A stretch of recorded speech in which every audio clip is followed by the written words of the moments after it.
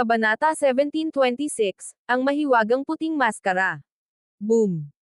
Isang napakalakas na dagandong ang umalangaw habang winawasiwas ng dambuhalang mandirigma ang kanyang black iron axe.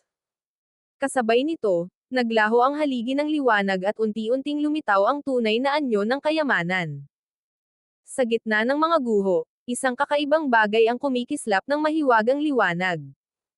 Nagliwanag ang mga mata ng dambuhalang mandirigma. Hahaha. Walang makakaagaw nito sa akin. Ngunit sa mismong sandaling iyon. Swoosh! Isang napakatalim na enerhiya ang humiwas sa hangin. Buzz! Sa isang iglap, nahati sa dalawang bahagi ang katawan ng dambuhalang mandirigma. Hindi man lang siya nagkaroon ng pagkakataong sumigaw. Kasabay nito, isang aninong kasing bilis ng kidlat ang dumaan sa harapan ng lahat. Sa loob lamang ng isang segundo. Naglaho ang kayamanan. Ano? May kumuha ng kayamanan. Sino ang lakas loob na magnakaw sa harap nating lahat? Habulin siya. Nagnitngit sa galit ang mga martial artist habang sabay-sabay na humabol. Ngunit, huli na ang lahat. Swoosh! Ginamit ni Zephyr ang buong lakas ng kanyang Thunder Wings at True Energy. Sa bilis na halos hindi masundan ng mata, nakalayo siya ng daan-daang kilometro bago tuluyang huminto. Pagkaraan, unti-unti niyang pinawi ang kidlat na bumabalot sa kanyang katawan. Sa kanyang kamay ay naroon ang tunay na kayamanan. Isa itong puting maskara na nababalutan ng mahiwagang mga ron at kumikislap sa kakaibang liwanag. Mukhang hindi pangkaraniwan ang maskarang ito. Marahang bulong ni Zephyr. Dahan-dahan niya itong isinuot. Buzz! Sa isang iglap, nagbago ang kanyang aura. Isang napakabigat at napakasamang presensya ang bumalot sa kanyang buong katawan. Nakasuot ng mahabang itim na balabal at puting maskara, si Zephyr ay mistulang isang nilalang mula sa kailaliman. Maging ang kanyang mga mata ay naglabas ng maladugong pulang liwanag. Ngunit hindi siya nakaramdam ng anumang bigat. Para bang ang maskara ay likas na bahagi ng kanyang katawan. Bahagya siyang ngumiti. Napakagandang kayamanan. Sa pamamagitan nito, maitatago ko ang aking tunay na pagkakakilanlan at maging ang aking aura. Sa mga darating na labanan, wala nang madaling makakakilala sa kanya. Swoosh! Muling naglaho si Zephyr, tila isang kidlat na tumagos sa hangin. Ngunit sa mismong sandaling iyon. Roar! Isang nakakayanig na dagandong ang umalangaw sa buong sinaunang lungsod. Ang napakalakas na alon ng tunog ay rumagasa sa lahat ng direksyon, winasak ang mga guho at nagpalipad ng makapal na usok at alikabok. Lahat ng naruroon ay napatigil. Ano ang nilalang na nagising sa kailaliman ng sinaunang lungsod? Ito na ba ang tunay na tagapagbantay ng mga kayamanan? O simula pa lamang ito ng mas nakakatakot na panganib? Kabanata 1727, ang tatlong halimaw na henyo. Sa isang iglap. Boom! Isang nakakabinging pagsabog ang yumanig sa buong sinaunang lungsod. Lahat ng nasa loob ng 5 kilometrong saklaw ay gumuho at naging abo. Sa harap ng isang napakataas na gusali, 12-12 ng makapangyarihang martial artist ang tahimik na nakatayo. Ang mga pinuno ng grupo ay naglalabas ng napakabigat na aura. Hindi man lang sila natinag sa mabagsik na sonic wave na kayang gumiba ng mga gusali. Sa lakas pa lamang ng kanilang aura, nagawa nilang salagin ang mapaminsalang pag-atake. Ipinapakita lamang nito kung gaano sila kalalakas. Sa ibabaw ng isang dambuhalang ibong halimaw, malamig na nagsalita ang isang binata. Yang Yunchen, sigurado ka ba sa lugar na ito? Ang kanyang pangalan ay Hanyan. Matalim ang kanyang mga mata at ang mabagsik na ibong sinasakyan niya ay tila handang pamunit ng sinumang haarang sa kanilang landas. Ngumiti si Yang Yunchen. Huwag kang mag-alala. Mas malaki ang mga guhong ito kaysa sa iba. At ang depensibong porma sayon sa paligid ay binubuo ng libu-libong sinaunang ron. Nasira pa lamang natin ang maliit na bahagi nito, ngunit nakalikha na ito ng ganoong kalaking kapangyarihan. Isipin ninyo na lang kung gaano kahalaga ang mga kayamanang nakatago sa loob. Habang nagsasalita siya, nakapulupot ang kanyang mga kamay sa likuran, mistulang isang emperador na kontrolado ang lahat. Sa kanyang tabi ay nakaupo ang isang lalaking may matipunong pangangatawan sa ibabaw ng dambuhalang tigre. Ang kanyang presensya ay parang isang halimaw na nagkatawang tao. Siya ang pinakadakilang henyo ng Myriad Beast Academy. Uyang Xuanwang. Malamig siyang ngumiti. Kapag nabasag natin ang Porma Sayon, lahat ng kayamanan sa loob ay magiging atin. At idinagdag ni Yang Yunchen. Pagkatapos noon, oras na para lipulin ang Alchemist Alliance. Sa pagkakataong ito, sisiguraduhin nating hindi na sila muling makakabangon. Tumanggo si Uyang Xuanwang. Matagal nang mayabang ang Alchemist Alliance. Noon, humingi lamang ng kaalaman ang isa sa aming mga patriarch, ngunit ipinag-gate nila kahit isang recipe ng elixir. Panahon na para sila naman ang magbayad. Ngumisi rin si Hanyan. At oras na rin para ang Blazing Flame Palace ang manguna sa lahat. Sa kanilang mga mata, parang nakita na nila ang pagbagsak ng Alchemist Alliance at ang pag-angat ng sarili nilang mga akademya. Ngunit, sa mismong sandaling iyon, boom! Biglang kumislap ang libu-libong sinaunang ron sa paligid ng mga guho. Isa-isang nagsanib ang mga ito at naging napakalalaking anino ng mga sinaunang tagapagbantay. Kasabay nito, isang nakapangangilabot na puwersa ang sumabog at rumagasa patungo sa grupo ni Yang Yunchen. Ang kanilang mga mukha ay agad na nagbago. Ano ang tunay na lihim na binabantayan ng sinaunang Porma Sayon? At sapat ba ang lakas ng tatlong henyo upang malampasan ang kapangyarihang iniwan ng sinaunang sibilisasyon? Kabanata 1728, ang pagbagsak ng sinaunang Porma Sayon. Hahaha. Dumating na ang pagkakataon natin. Nang makita ni Hanyan, Yang Yunchen, at Uyang Xuanwang ang pagputok ng mga sinaunang ron, hindi nila maitago ang saya sa kanilang mga mukha. Malinaw na ang napakalaking pormasyong ito ay nasa hangganan na ng pagkawasak. Matapos ang napakaraming taon ng pagkasira, nagawa pa rin itong maglabas ng ganitong nakakatakot na kapangyarihan. Talagang kahanga-hanga ang sinaunang Porma Sayon na ito. Napakaganda. Isang sinaunang Porma Sayon na nakaligtas sa napakahabang panahon, ngunit taglay pa rin ang ganitong lakas. Hindi nakapagtataka kung bakit sinasabing napakalalim ng lihim ng primordial space. Habang nakatingin sa dambuhalang multo sa mga guho, hindi napigilan ni Hanyan na humanga. Simulan na natin. Nagkatinginan silang tatlo. Sa sumunod na sandali. Boom! Biglang sumabog ang kanilang mga katawan sa napakalakas na enerhiya. Roar! Umungal ang dambuhalang tigre na sinasakyan ni Uyang Xuanwang. Sa isang tapak nito, yumanig ang lupa at pumailang lang ito sa himpapawid.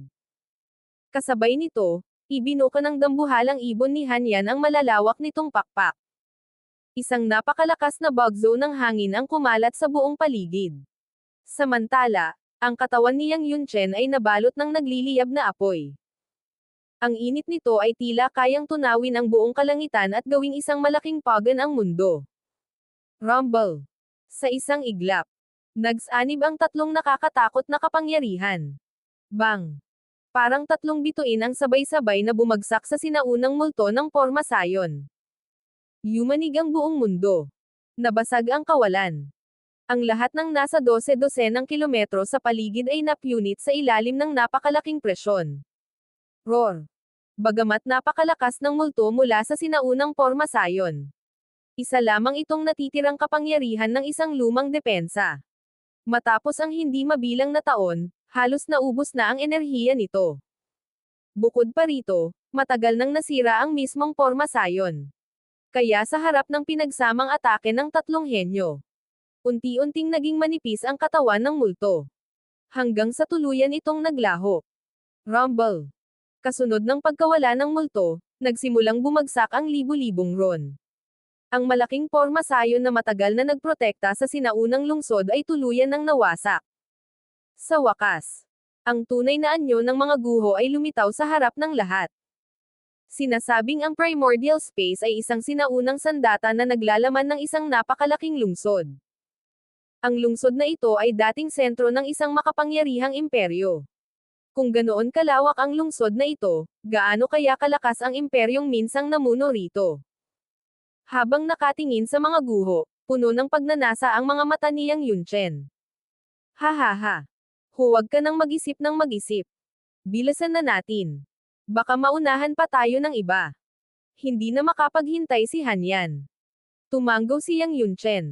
Pasok na. Sa kanyang utos. Sumugod. Sabay-sabay na lumipad papasok ang mga martial artist. Maging ang mga matatandang eksperto ay hindi maitago ang kanilang pananabik. Ang mga mata nila ay puno ng kasakiman at pag-asa. Roar! Si Uyang Xuanwang, sakay ng dambuhalang tigre, ang unang sumugod sa loob. Napakalaki ng sinaunang gusaling ito. At tiyak na nakatago rito ang hindi mabilang na mga kayamanan. Ngunit, bago pa sila tuluyang makapasok, boom! Isang napakalawak na banal na kapangyarihan ang biglang sumabog mula sa lahat ng direksyon. Isang boses na tila nagmula sa kailaliman ng sinaunang panahon ang umalangaw-ngaw. Ang mga lumalabag sa batas ay papatayin ng walang pagbubukod. Sa sandaling iyon, napatigil ang lahat. Dahil ang presensyang lumitaw ngayon ay hindi na isang simpleng pormasayon lamang. May isang tunay na nilalang na tila nagising mula sa loob ng sinaunang lungsod. Sino ang tunay na tagapagbantay ng sinaunang lungsod? At kaya ba ni Yang Yunchen at ng iba pa na harapin ang halimaw na matagal nang naghihintay sa kanilang pagdating? Kabanata 1729. Ang kalansay na mandirigma ng sinaunang imperyo. Umatras kayo. Lahat kayo, agad na lumayo. Isang nakakatakot na dagandong ang yumanig sa buong lugar. Ang lakas ng tinig na iyon ay hindi pangkaraniwan. Ang ilang mahihinang mandirigma ay agad na namutla, nagsuka ng dugo, at nahirapang huminga dahil sa matinding presyon. Kahit sina Yang Yunchen, Han Yan, at Uyang Xuanwang na pawang makapangyarihan ay nakaramdam ng matinding panganib. Isang nakakatakot na aura ang papalapit sa kanila. Isang presyong halos magpabagsak sa kanilang mga katawan. Tumakas. Napagtanto nilang huli na ang lahat. Ding! Biglang isang napakalaking sibat ang sumabog mula sa kailaliman ng mga guho. Umaabot ito ng 10,000 metro ang haba. Para itong isang sinaunang dragon na bumaba mula sa langit. Sa dulo ng sibat, kumikislap ang hindi mabilang na matatalim na liwanag na kayang pumutol ng kahit anong harangan nito. Puff! Sa isang iglap. Sunod-sunod na mandirigma ang tinusok ng napakalaking sibat. Hindi lamang iyon. Ang sibat ay may taglay na kakaibang kapangyarihan. Habang tinatamaan nito ang mga mandirigma, tila nilalamon nito ang kanilang enerhiya at pinipino ang kanilang mga katawan upang dagdagan ang sarili nitong lakas. Dagandong. Patuloy na yumanig ang buong espasyo. Sa gitna ng alikabok at pagkawasak, isang napakalaking figure ang unti-unting lumitaw. Isa itong nilalang na kulay itim. Nakasakay ito sa isang kabayong pandigma na isa ring kalansay. Nakasuot ito ng pulang baluti at hawak ang napakalaking sibat sa kamay. Ang aura nito ay umabot na sa isang nakakatakot na antas. Sa mga mata nitong walang buhay, sumasayaw ang mga pulang apoy na tila apoy mula sa kailaliman ng impyerno. Paano nagkaroon ng ganitong lakas ang isang kalansay? Napakunot ang noo ni Yang Yunchen at ng dalawa pa habang maingat na sinusuri ang nilalang sa harapan nila. Kahit isa na lamang itong puting buto, ang presyon na inilalabas nito ay mas nakakatakot pa kaysa sa maraming buhay na mandirigma. Mukhang hindi magiging madali ang kalaban na ito. Malamig na sabi ni Uyang Xuanwang habang kumikislap ang malamig na liwanag sa kanyang mga mata.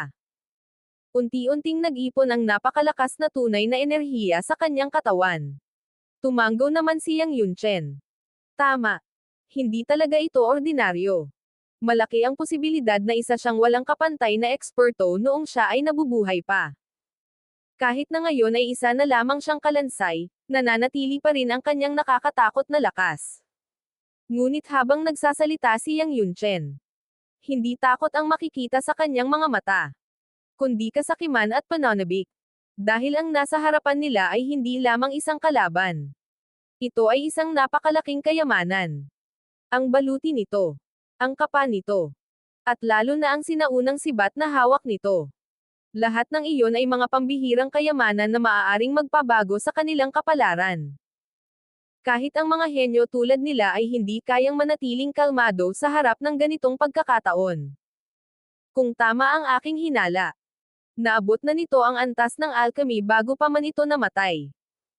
At base sa lakas ng aura nito, maaaring nasa ikatlo o ikaapat na antas na ng alchemy ang kapangyarihan nito.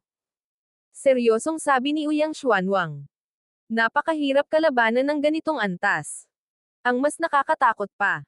Ang mga mahiwagang kayamanang dala ng nilalang na ito ay mas malakas kaysa sa karaniwang mga banal na sandata. Sa sandaling iyon, hindi lamang isang sinaunang kalansay ang kaharap nila, kundi isang halimaw mula sa nakalimutang panahon. At sa harap ng napakalaking tukso, sino kaya ang unang susugod?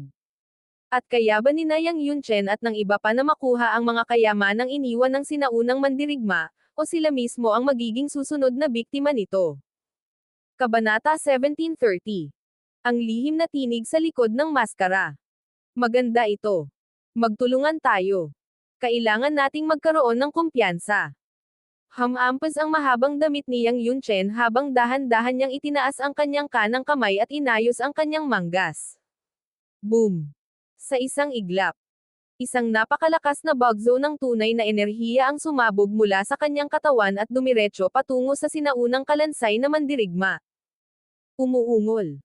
Nang makita ni Hanyan at Uyang Xuanwang ang pag-atake ni Yang Yunchen, bahagya silang natigilan.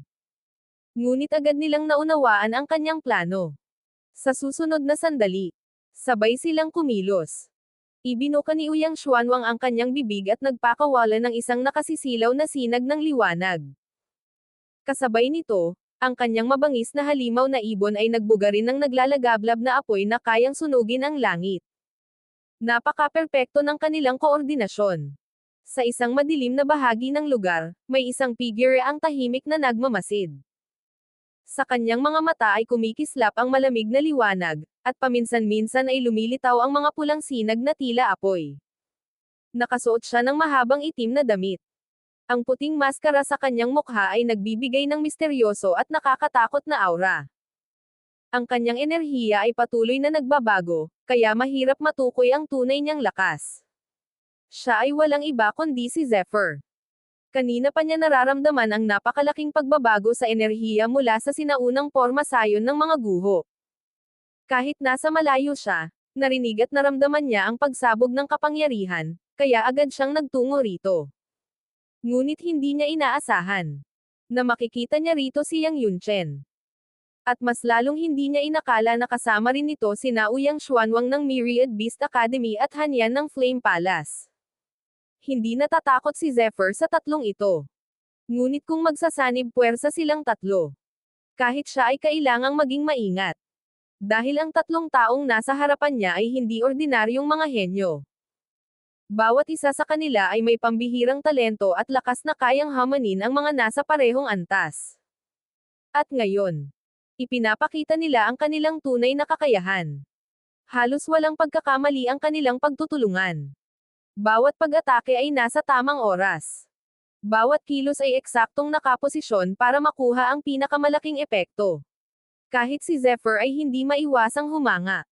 Karapat-dapat silang tawaging mga henyo na parang mga halimaw. Ang kanilang talento ay higit pa sa maraming henyo na nakita ko sa Qingling Domain. Iilan lamang ang maaaring makipantay sa kanila. Napabuntong hininga si Zephyr. Ito ang pagkakaiba ng isang domain sa isa pa. Dagandong. Sa pagsasanib ng lakas ni Yang Yunchen, Hanyan, at Uyang Xuanwang. Napaatras ang sinaunang kalansay na mandirigma. Ang matigas nitong puting buto ay nagsimulang magkaroon ng mga bitek. Para bang anumang sandali ay tuluyan itong babagsak. Mukhang hindi magiging madali ang pagpasok doon. Bahagyang kumunot ang noo ni Zephyr habang nakatingin sa mga guho. Kung sisalakay siya ngayon, hindi magiging madali ang pakikipaglaban sa tatlong henyo na iyon. Ngunit habang malalim ang kanyang iniisip, isang kalmadong boses ang biglang umalangaw-ngaw sa kanyang isipan. Kaibigan, kung gusto mong makapasok doon, may paraan ako. Swoosh! Sa isang iglap, nanigas ang buong katawan ni Zephyr. Tumayo ang kanyang balahibo. Ang boses na iyon, hindi niya maramdaman kung saan nanggaling.